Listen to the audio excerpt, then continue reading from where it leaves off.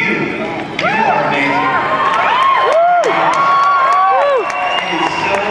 Thank you. Great to see you. Such a full house looking.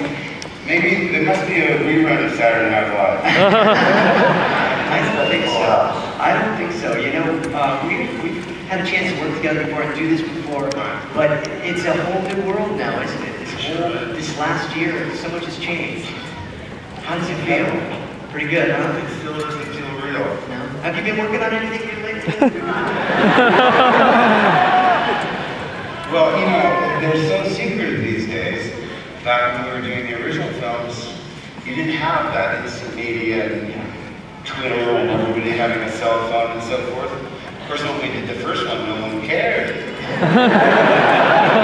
care now. Yeah.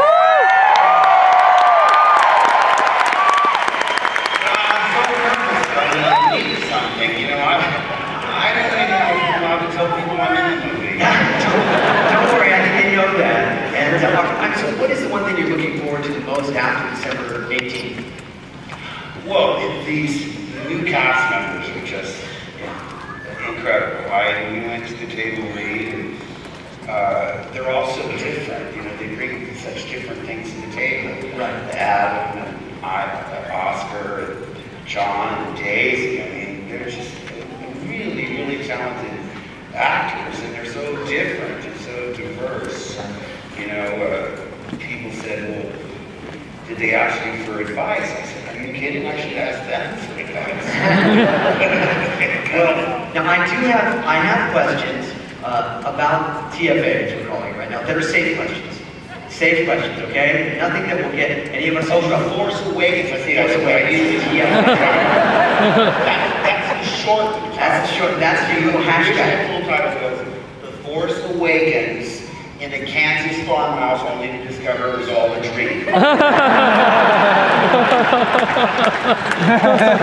harder to get in that scroll. When I read the title, first of all, I said, is this real? You have to, you know, confirm that it's actually true. Because I heard about it like you did on the internet. And Right? Yeah. And I went to the website to make sure it was really the title, and that joke occurred to me, and so I tweeted it out, and I said, oh, I hope I got to that joke first. I remember that tweet. But so, now, on Thursday, we all saw it. Had you seen it, you know, like the night before? Carrie had mentioned that she saw it the night before. Was that how? Well, we asked. I was cleared to tell you that last week I went into Bad Robot and recorded the voiceover. Now, what I said to the JJ, because the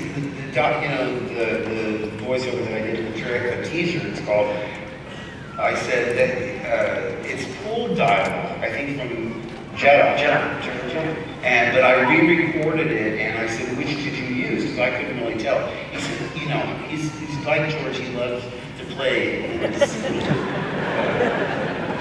tinker around and play with things. He said, oh, I used both. We used the original track, and then we used the what you recorded last week as reverb. Because there's a slight delay. So the delay is the new lines are recorded. And the recording session was interesting because they should have printed the outtakes. Yeah.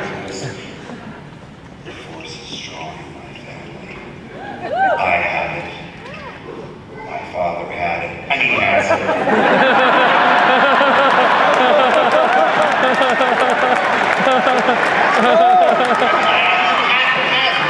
My sister has it. My certified public accountant has it. That big guy down the street that smells money has it. That one-eyed raccoon that keeps getting into the trash cans has it. And you have that power.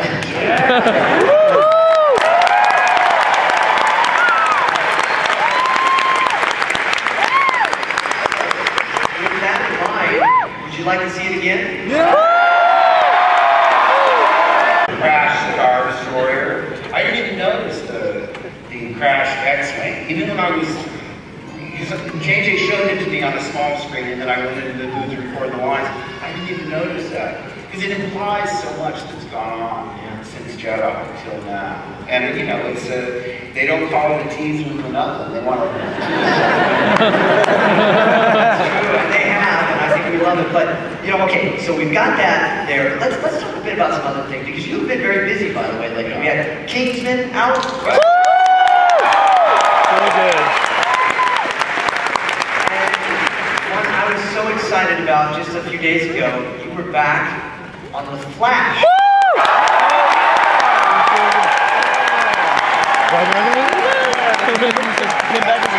Yep. Awesome.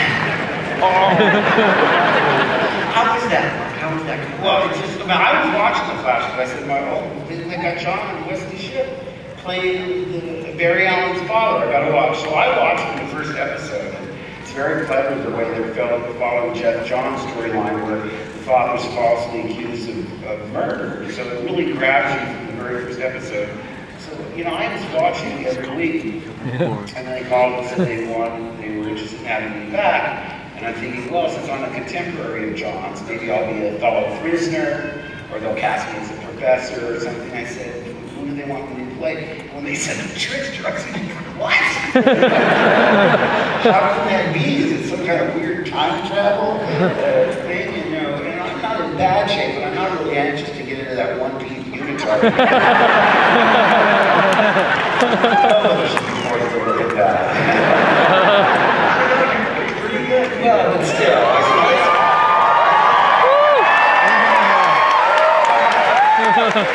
I said, you know, let's make it age appropriate. I mean, you know, I couldn't imagine what they had in mind, and then I talked to Andrew Kreisberg, is the guy I spoke to, and when he told me the storyline, I said, oh, that's perfect. I don't know if you saw it, but, you know. It was awesome.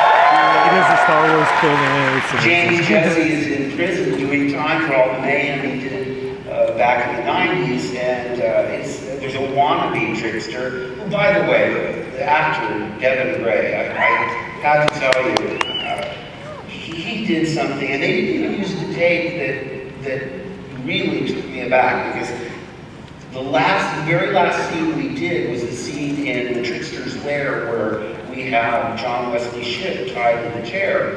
And before we went up to do that scene, they had me go down and do what they call an EPK, electronic press kit, where you talk about the episode, and that's going to go on the extras when it comes out as a DVD. So, you know, I don't even know if I brought up Devin, but I go up to do that scene. And by the way, at the table read, I did the line, I am your daddy.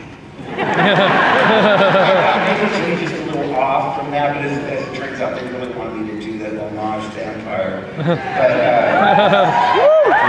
what I have to tell you is they did my close-ups first, then they went over my shoulder onto Devin, and Devin did this take that I was just unprepared for, because he was just so nakedly damaged and just so, it was so moving to me.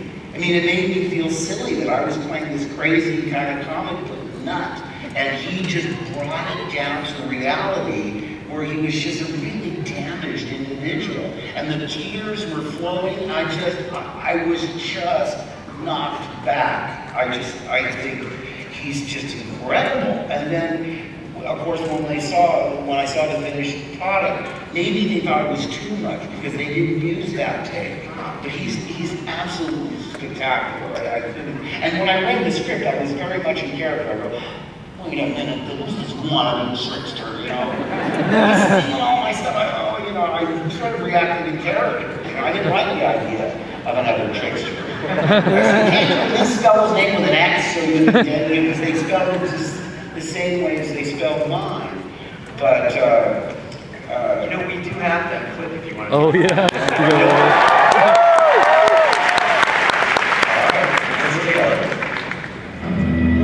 There's something I've been dying to ask. Why did you choose me? Because I knew you had the strength to fulfill my legacy. Besides, it was in your blood. And will you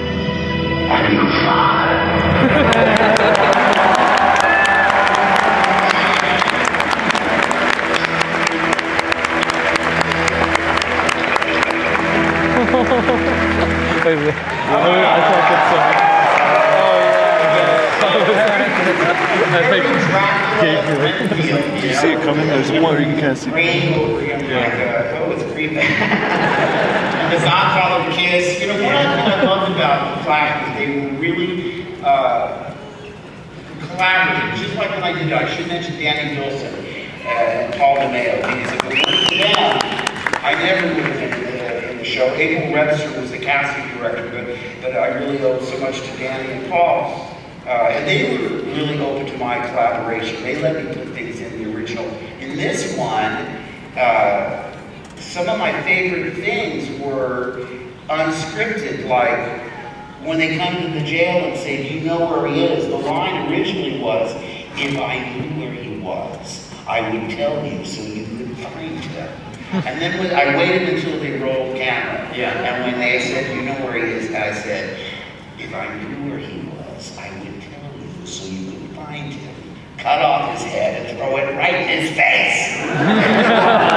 And I love that. It's just so bizarre. It's such a violent image, and then it ends with a nice little twist. Yeah, but they were letting me do that. I mean, actors generally like to add their lines because, you know, at one point I said, when you find this fake, and of course when they roll, I said, when you find this shtick stealer, this gimmick grabber, this pathetic wannabe, Adam West on the old Batman used to pad his lines. So now, speaking of going back, way back, let's go back to the original trilogy for a moment. If I could just ask you some questions, sure, and give you some answers that, you know, you've probably never been asked before. Did you ever dream that Star Wars was such a great series? Most fond memory about making A New Hope? Well, it was just all so new to me. I'd never been, I did go to high school in Japan because my father was in the Navy, but I'd never been to England, I'd never been to North Africa. To work with Sir Alec Guinness, I mean, when I met him, I thought if I tried to ski,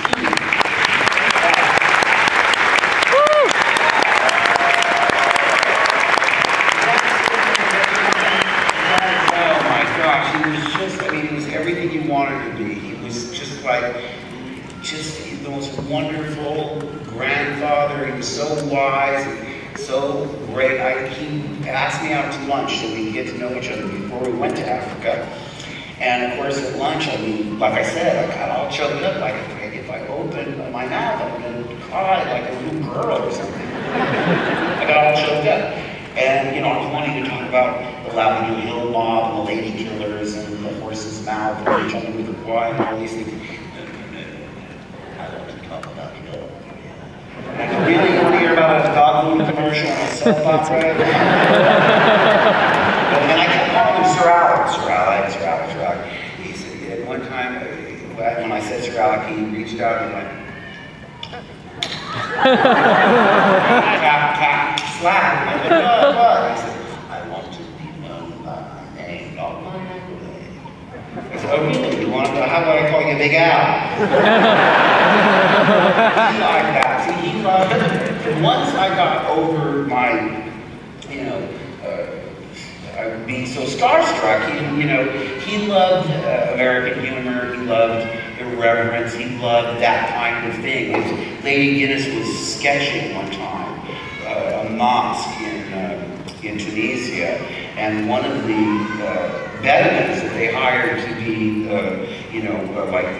set security or whatever, looked at what she was doing and started screaming, and pulled the tablet she was drawing on, right, and ripped it up in anger and stomped off. And Lady Guinness and Sir Alec and I were all sort of astonished. And he said, "Who did that do?"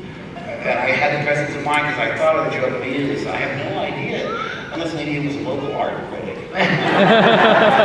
What it was she was sketching a sacred mosque, which you're not supposed to do in that religion. But you had the best punchline, that's pretty good. Well, I couldn't keep it in the thought bubble, you know. I had to say it. And again, he restrained from laughing because it would have hurt her feelings with later. That was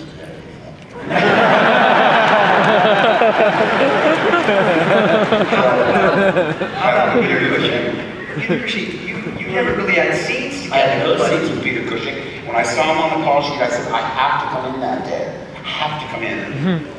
It's like, oh my God.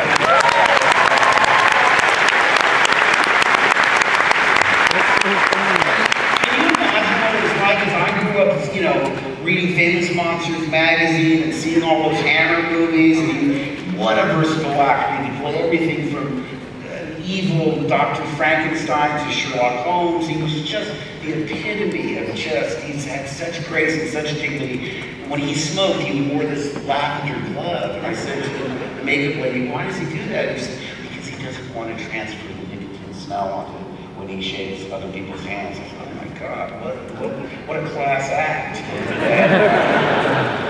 So I went in, and again, I'm Mr. Fanboy. He was really surprised because I knew that he had played, he was in A Chunk at Oxford with Laurel and Hardy. In fact, he came over here as a very young man. His very first role was in The Man in the Iron Mask with Louis Hayward. And since Louis Hayward was playing twins, Cushing would play the part that wasn't going to be used. Then he'd switch, and then Louis would do the other part. And he said it was really wonderful because I got used to the cameras and the lights and doing what I had to do, knowing that I would be cut out. So I wasn't nervous at all. And you know, of course, I was thrilled that he worked with Laurel and Hardy. And I said, why did you leave? I mean, why didn't you stay? Well, most British actors, when they come to America, they don't go back. But it was in World War II. That's why he went very loyal Englishman, of course. Wow. And then we move to Empire Strikes Back, and it becomes a whole new world. When you think of that film, is there anything that comes to mind right off the bat that you just think of, you know, fun or excitement, or what is it? One word, Yoda.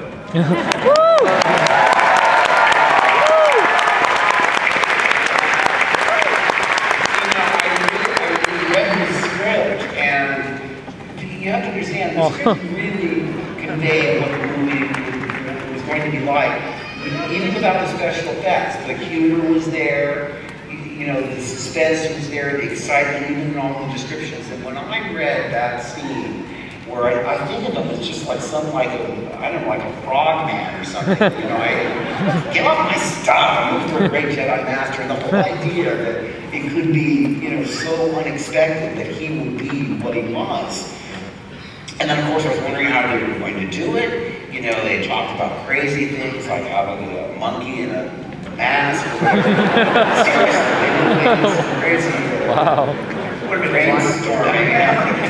But when Frank, Stuart Freeborn made the puppet, which resembles him, quite honestly.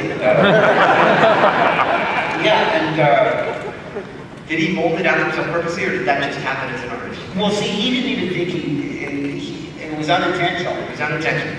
That's what he said. That's but what I have to tell you is when Frank put that puppet on his hands, they asked me to come in on the weekend and work on a Saturday and a Sunday before we started filming. And the minute he started, and I was just transfixed. I believed in it so wholeheartedly, you know, masterful acting on the part of Frank Oz.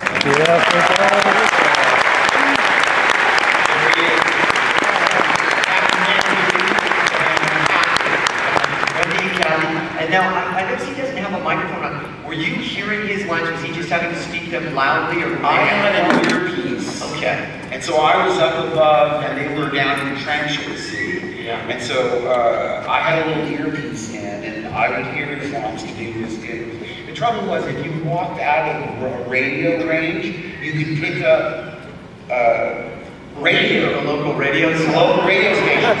So he, at one point, he was going, many years from now, and I mean, the train went right from Yoda to the Stones, singing, ooh, ooh.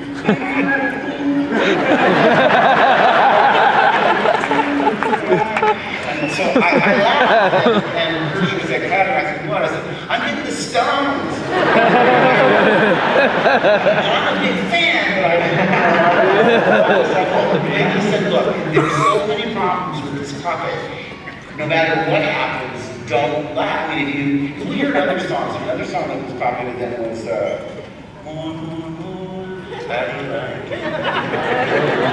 and they, you know, it was top 40 radio, so it was coming in my ears.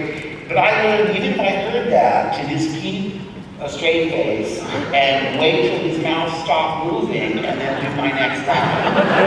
So no matter what was going on, you know, they were desperate because the couple was giving us so much trouble. In fact, when we see the movie, if it's me looking, if it's close-ups, it's just a stick with a piece of tape in it. They would run the mechanical puppet up to the workshop to work on it, and I do all my scenes with a stick with a piece of tape on it, and then they would over the shoulder that was the mock. Oh, you know, that wasn't articulated. It was just a, you know, like a statue almost, or like a... Exactly. So, but you know, that's, everyone said, well, is that really hard? I said, well, it's like make-believe, like when you were a kid. I mean, being in the cockpit of the Millennium Falcon was no different than Texas Wheelers, where we would be in our pickup truck, you know, cut-out pickup truck on the stage, where, you know, they're rocking it and the lights are going by. It's just, it's all play. It's all fun. And it comes together. And then you move to Return of the Jedi. Right. What did you think about that final meeting and doing those scenes with the all-powerful Emperor Ian McDiarmid? We had him here on the first night.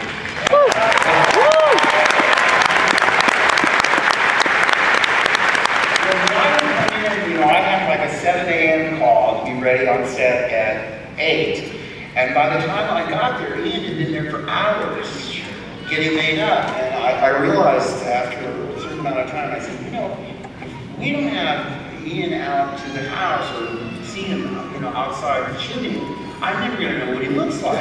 Because when the shooting day was over, I'd jump in the shower and just wash my makeup off and I'd be out there in half an hour. It took another hour and a half to get him out of that stuff. So Mary Lou and I had him out to the house and for a Sunday brunch. And up the steps walks this guy that he was, you know, with red hair. I don't know. You brought a picture, actually. You were kind enough to bring a picture. Do we have that picture of all of you together? There it is. That's awesome. Wedge. And now remember, from the movie, you know, yeah. And there he is. You know, what a shot. That is so cool. Yeah. Thank you for bringing that, showing that out of the personal archives there. That's really right. Neat. Yeah. Well, he had another wonderful thing to say about you.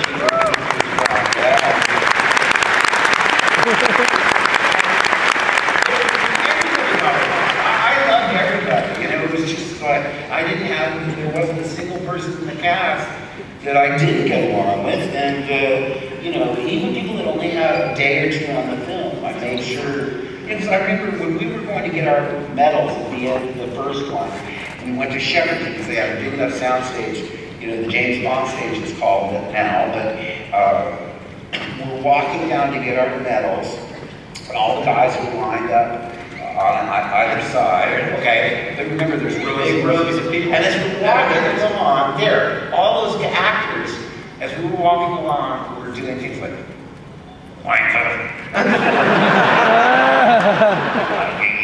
and they were saying insults under their breath. They were saying it to you as we were walking.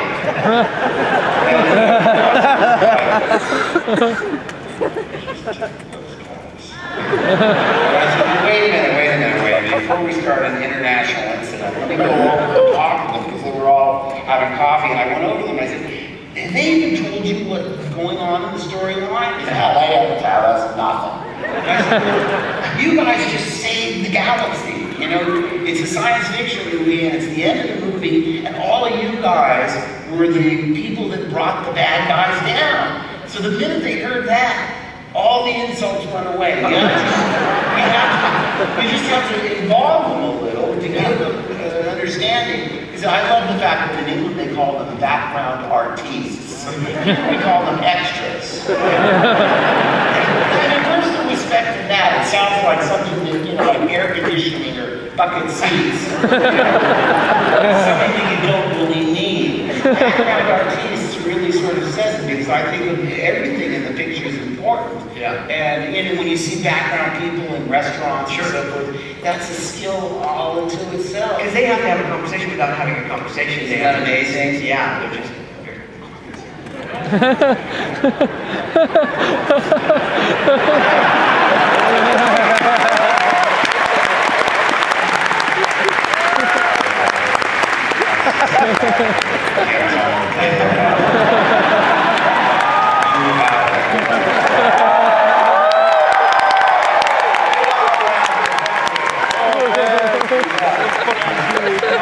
Time to carefully talk about TFA. I promise to not ask anything to get you or me in trouble, okay? Okay. So tell us about... Because people trick you. I was online today and the guy goes, oh, by the way, do you know the same lightsaber episode 7 that you had in the last one? And I'm like, hey, wait a minute. You almost got me. Okay, yeah. Tell us about how you were first approached about doing the film. Did you get a phone call? Like Carrie got a phone call? No, what happened was we were at some Star Wars event that George was at, and George Lucas asked us through his people to have lunch with him. And so I'm saying to Mary Lou, I said, George, I mean, George asked me to lunch, there's something big going on. And she, I remember she said, maybe he's going to do another trilogy. And I laughed. George told me specifically he wasn't doing anything after the prequels. She said, I don't want to be doing those things on myself. And I said, well, I can get that, but I thought, you know, well, even if they do another trilogy, it'll be about another generation, and I had a beginning, a middle, and end. My story was finished. And so I said to her, I laughed. I said, oh, he told it 20 or whatever long it was. For years and years and years, he's not going to do another trilogy. I said, you know what's happening is they're doing these things in 3D. He's probably going to ask us to do press for that. Sure. Or they're going to put it out in another variation, you know, another box set.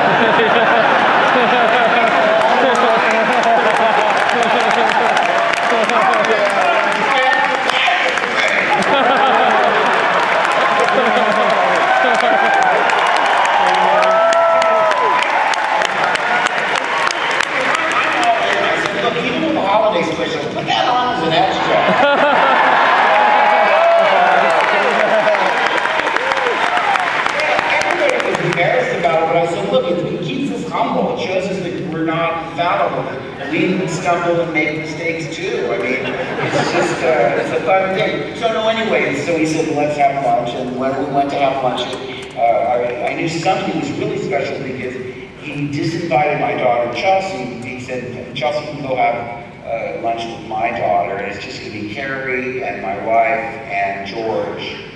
And that's all. And so, and you know how George, he's just so, basically,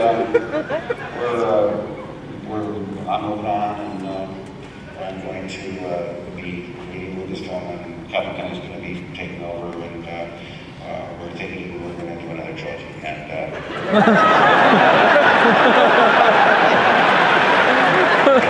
no, if you don't want to be in it, we won't recast. You know, we'll write you out of it.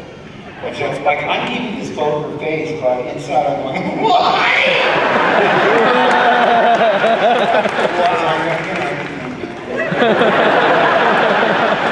That's how I knew I was a good actor, because on the outside I was completely laughing. Carrie went, I'm in!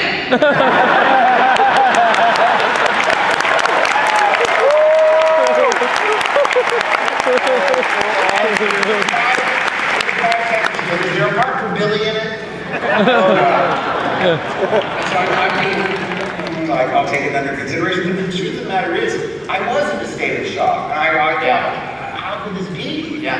I couldn't say yes or no. But what was really interesting was later I thought, it's not like a choice. It's like I was drafted.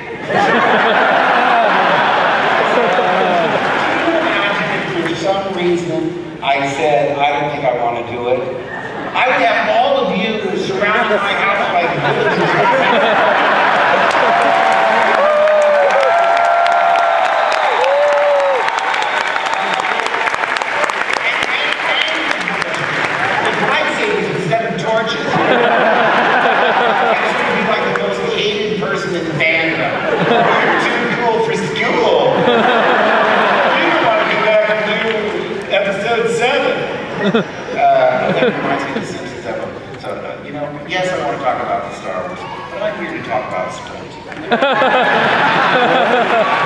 Simpsons episode, yeah.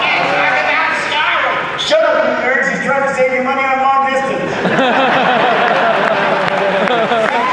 My favorite spin-off from Star Wars was the two of the Simpsons. Yeah, that was so funny. Since the Tracy Ullman shorts. Little picture avatar on Twitter and such too. Yes. So we can follow you on Twitter, correct? Hamill Yeah, Hamill himself. Hamill And himself. I dig the Simpsons picture because, I mean, it's one of my all-time favorite things. And he looked, the cartoon looks much more handsome than So okay, let's go to another question. How did it feel to be back on a practical working Star Wars set? Well, see, now here's the thing that I love, is that this film is the first of the Star Wars films that's actually in the hands of someone who grew out of fandom, see? So he feels the way you feel in terms of wanting practical effects, real sets. Yeah.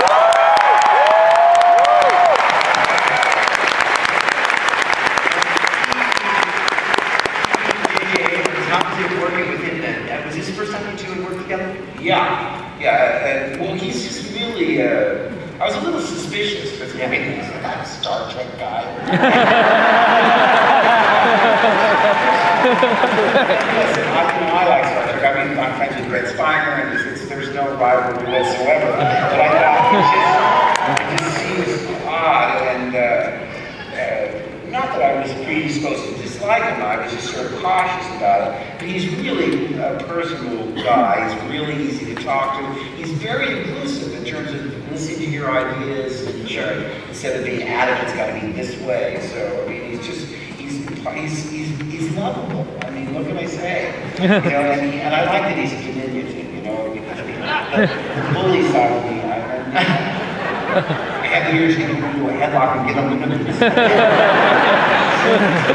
That's why you let me interview you sometimes.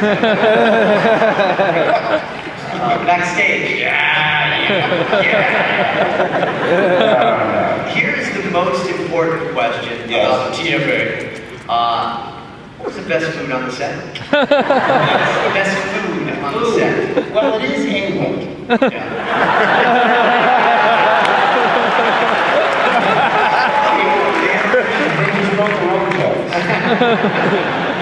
I mean, but everything is different now because they are much more health conscious and they have a lot of good things. And besides, I mean, they put me on this regimented diet and I'm training and I'm doing all this stuff because I was getting one way. I mean, being a voiceover artist, you sort of forget what you know, if you're not on camera, you can show up looking like a slob. You don't have to shave, you don't have to memorize your lines, you read your lines. It's the ultimate lazy actors.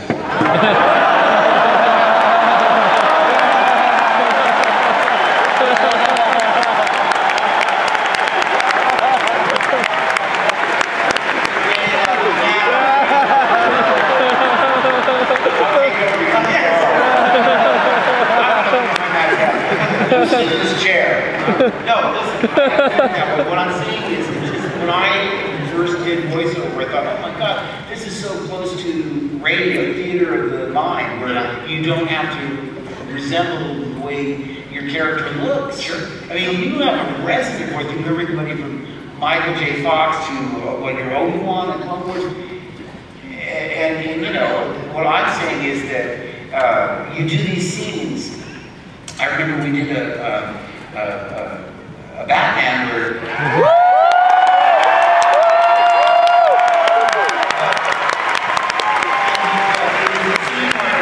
Joker and Batman get into fisticuffs in a helicopter. The helicopter crashes into a casino, slides across the floor with people fleeing and explosions.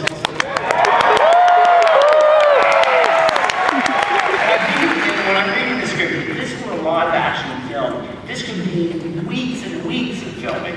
First of all, you have to do all these stunt rehearsals with the stunt guys. You'd have green screen, you have miniatures. We did it in like 15 minutes. Like, you're done. Yeah. So what I'm saying is, boy, I really protected the voiceover community because people think, oh, they just do funny voices. No, they're really good actors. Yeah. I mean, I go around.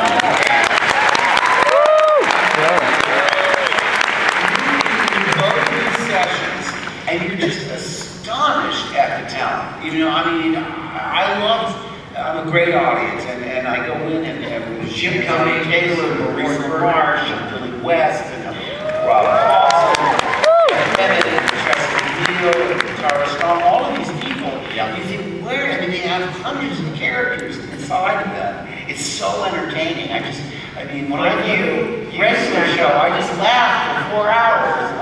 Not as Skips. He's so, you know, he's so deadpan. What does he sound like? It's like, okay, Skips is like, hey, you guys, stop acting like morons. This is bad. This is very, very bad. And sometimes they say, oh, you're putting too much emotion in it. He's so deadpan that, you know, I love the fact that this 800-year-old Yeti is the most responsible character on the show. Because they are, just, what a cast. William Sawyers as Rigby just does this wonderful, clueless character, one of my favorite episodes, where he talked me into going on a dating show. And I said, but I don't know what to say. He said, well, don't worry. And the ruse was, I was gonna pose as a ventriloquist, and Rigby would be my dummy, so he could answer all the questions for me. I don't know. I read the first couple of scripts. I said, this is so bizarre. It'd be canceled in 3 episodes. We're in our 6th season, and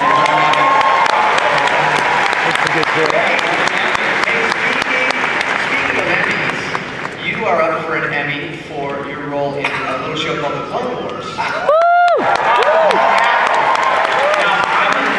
I'm embarrassed because, I mean, between Tom Kane and you and all these people on the show. No, Mark. This was, has everybody seen that scene? Have you seen it?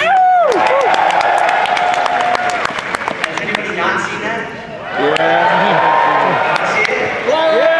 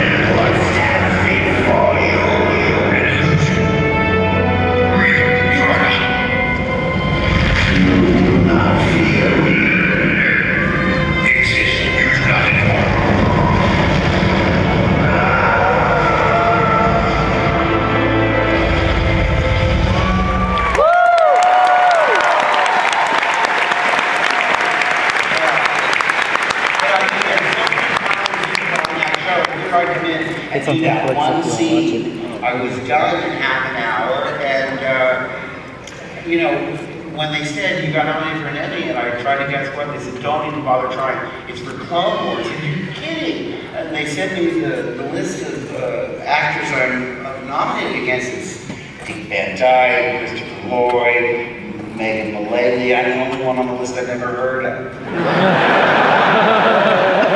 And also, the idea of like winning over Dick Van Dyke seems vaguely un-American. You know, these award things, there's more, I think, they're important in the sense that, like, Oscars will make more people go see the film, or Tonys will help the box office in the theater. You can't really choose between, you know, how do you compare to something I would do to something that Megan Mullally would do, or that Dick Van Dyke would do? It's just crazy, but you never know. I mean, I'm sure I'm not going to win, but I said that because because I have been nominated for Joker over the years a couple of times for the Annie. Yeah! I'm not saying like that, I'm trying to tell you that also I got nominated a couple of times for the BGA, so like 4 or 5 times I've been nominated for the Joker, and I always lose, which is, that's the way of the world, but, and it's no big deal, but the last time I was nominated for the Joker, I had just lost to Stephen Merchant, who's a wonderful British actor. He's Ricky Gervais's partner for, I can't remember the video game he was for. Okay. Little too. Trying to stump you guys. You know, so then he won at the BGAs, and that was in Culver City, so I was back at my house in 45 minutes. The next time they called, they said, oh, you've been nominated for a BAFTA, which is the British Academy of Film and Television Arts. And I said, well, who am I nominated against? They said, well, Stephen Merchant. I said, okay, stop right there. He just beat me last month, and it took me 45 minutes both ways. I'm not going 6,000 miles to England to get beaten by him again. And he's British. And he's British. You know he's going to win. You don't have a chance. I don't have a chance. So I didn't go. And my wife said, oh, come on, let's go. We go shopping. I said, who are you talking to? You're talking to Chelsea. She's your shopping. So I didn't go, and I was pulling into the driveway, and my phone rings, I said hello, and it was Paul Crocker, who was one of the major directors and writers of Arkham, and he said, hey Mark, he said, oh, Paul Crocker, you won, mate. I said, what? You won BAFTA. I said, you're kidding. I said, well, I feel terrible that I wasn't there. He said, no, I accepted for you, and I want to admit, I've had a few drinks. I said, well, I don't even embarrass yourself. And he said, no. You can see it on YouTube. You better remind yourself, because everything's going to wind up on YouTube eventually. But that's right. Yeah, so speaking of YouTube, yeah, right, we took some questions from all these friends. Sure, They can put that, they'll see that on YouTube. I talked to our camera, so let's open up the floor to questions. Where is, I'm right up the middle. Right nosebleed. Yes, wait. Can you see me? Yes. So where is, I'm giving nosebleed some love. you see up there with the green lightsaber? Oh yeah. I threw my back out also. I've got Paulina up here. Paulina? Paul Dini? That'd be awesome. Paulina. Oh, okay. Paul Dini. All right.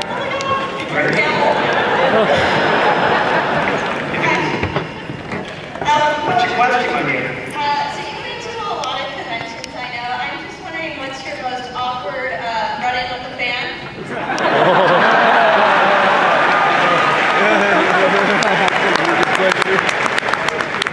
Well, you know, and I said this before.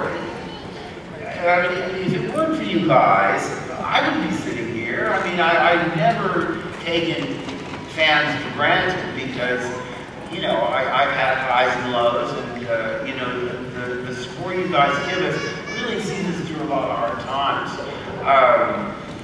I know, awkward. I don't know. It's well, you know, like you'll meet someone and he'll say, I invited you to my 11th birthday.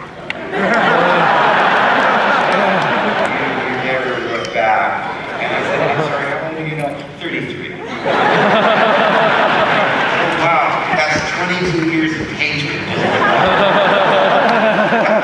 So you can't do everything that you'd like to do. But, you know, somebody showed me a letter I wrote back when I was on Texas Wheelers, a fan letter, where I was writing saying, you know, watch Texas Wheelers and tell all your friends what they say that we were canceled after 4 episodes. For the most part, I mean, like I say, you guys feel like it's like you're known everywhere, you know, in airports, far-flung countries. My wife and I went to Tahiti for our honeymoon, just to get as far away from all the craziness as we could. And we were on a little hut that was built right on the water, and she was inside doing something, and I was sunning myself, and I see this little dot on the horizon, like motor boat. It's coming closer. And as it gets big enough that I can see it's being driven by Darth Vader.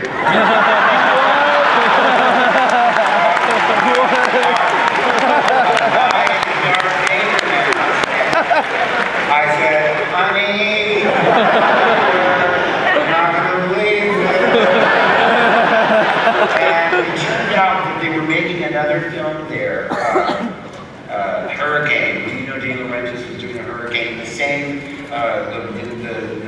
one of the same guys on the crew had worked on the Star Wars films and tipped this guy off. And he just did the Hawaii and bought a Darth Vader mask. He said, "You think that'd be funny?" And I did that to Mark and Mary Lou, and it was funny.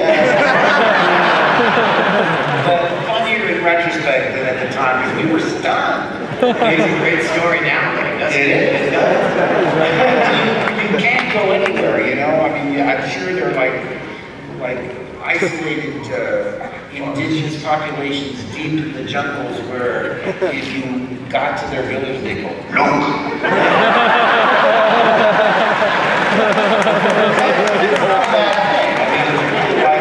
Wonderful thing in the sense that's what I was talking about, you guys being sort of like extended family because you know you all feel like you know me and welcome me and are so nice wherever we go. It's just fantastic.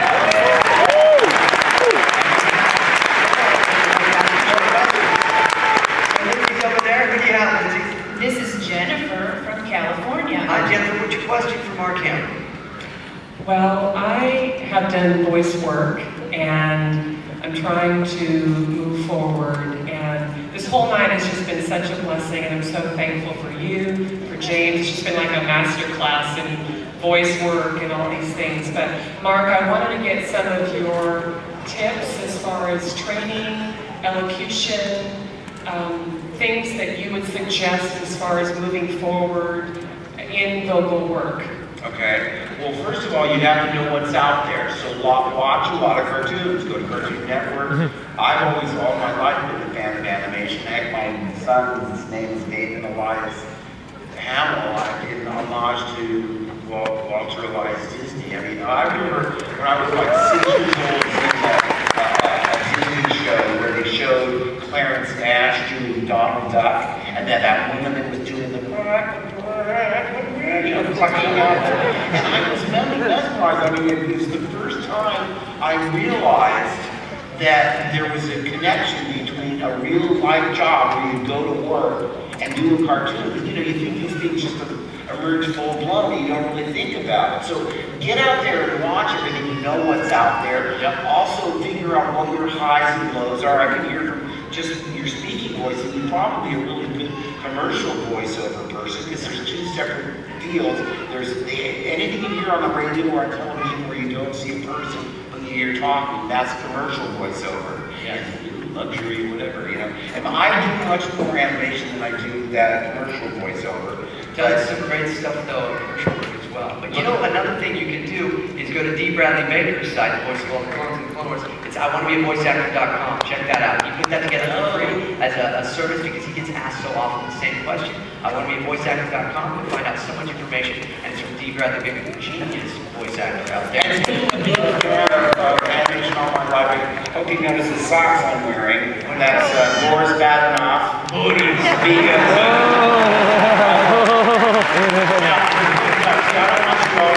See, that's a clue. He is going to the dark side in the next movie. No, I'm just a big fan of Rocky movie on specifically Paul Frees. Those are so great when you did that voice. Hey, Mark, can I show you my shoe? He always does it. So look at this. These shoes were done by a very talented artist, Joe Logan. And he is a great artist, and it's Luke Skywalker. I don't know if you guys got that. And then Luke Skywalker right there. Joe's here. Where's Joe? Right over there. Stand up. Fantastic.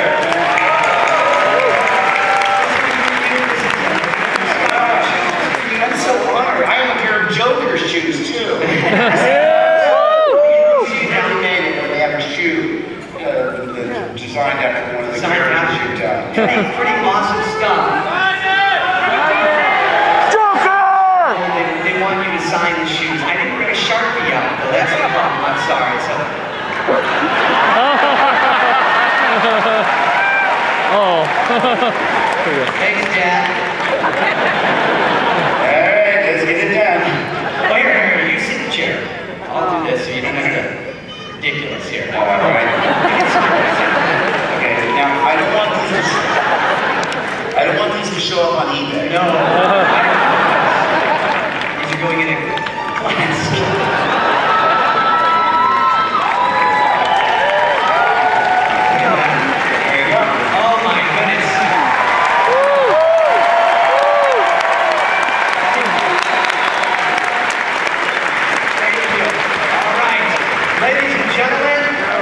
No. Mr. Mark Hamill.